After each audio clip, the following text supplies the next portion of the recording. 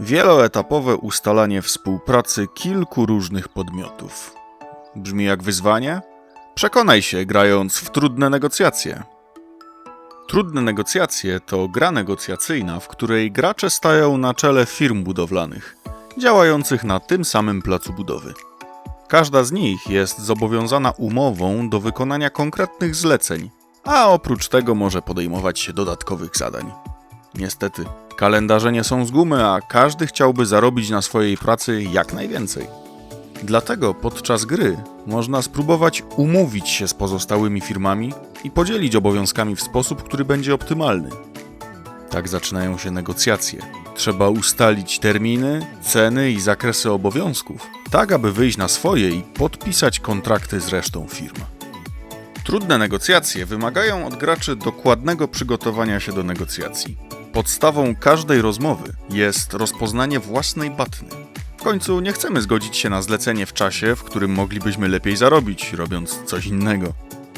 Na każdym etapie negocjacji trzeba zbadać interesy i przeanalizować stanowiska pozostałych stron, a przede wszystkim własne interesy i na tej bazie opracować swoje stanowisko negocjacyjne. Kluczem do zwycięstwa będzie zbadanie pozycji pozostałych stron i rozpoznawanie, w których aspektach negocjacyjnych są bardziej skłonne do ustępstw. Ważnym dylematem, który występuje przez całą grę, jest decyzja, jak bardzo odsłonić swoje interesy. Gracze mogą zadecydować o negocjowaniu problemowym, otwarcie deklarując powiększanie zleceniowego tortu. Jednak równie dobrze mogą zdecydować się grać tylko na siebie, pozycyjnie dbając wyłącznie o własne interesy. Gra nie podpowiada i nie ocenia, które rozwiązanie jest bardziej wartościowe, dzięki czemu każda rozgrywka jest unikalna. Gra jest świetnym poligonem do ćwiczenia poznanych wcześniej technik negocjacyjnych. W standardowej rozgrywce każda firma reprezentowana jest przez kilku uczestników szkolenia, co pozwala na naprawdę zróżnicowane strategie rozgrywki, zwłaszcza kiedy weźmiemy pod uwagę możliwość negocjacji i czterostronnych.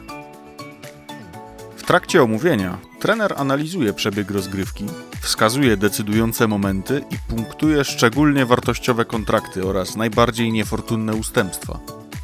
Przejrzysta struktura gry pozwala łatwo przeglądać działania graczy i wskazywać wykorzystane techniki negocjacyjne, dzięki czemu w łatwy sposób można wyciągnąć wnioski do wykorzystania w następnych, prawdziwych już negocjacjach. Po tej grze każde negocjacje będą łatwe.